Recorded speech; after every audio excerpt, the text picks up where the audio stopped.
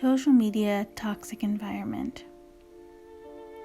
I post a picture, I sit and wait, hoping people will like my photo. I find something new to do, but I'm constantly looking at my phone. Are you one of those young adults trying to figure out what to post next, what to write down in the description?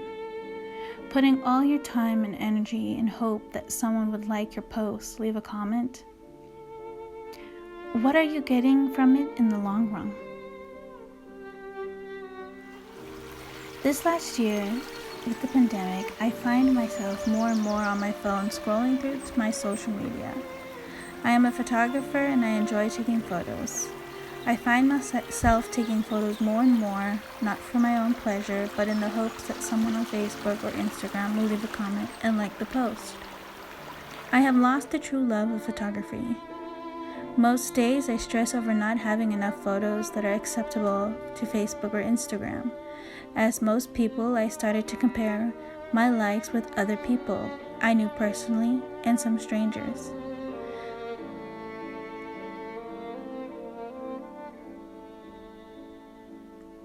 Especially the people who had the same interests as me. I really became unhappy and always wanting what everyone else had on Instagram.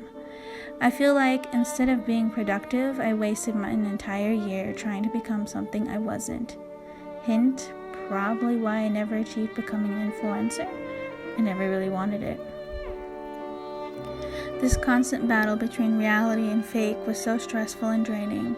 I started to listen to TED Talks about how people were quitting social media for many reasons, but the reason was always mental health in the background, which is why I've decided to do the same.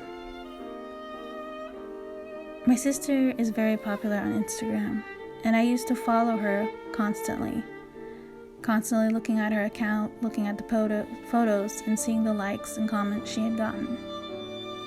I found it weird how we grew up all in the same house under one roof, yet they, both sisters, got more likes and comments than I did, and I took more photos.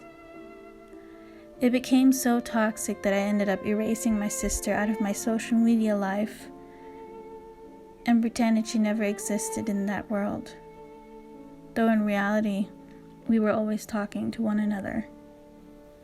The stress and the anxiety that it brought over me, that feeling of why do they all like her or them and not me?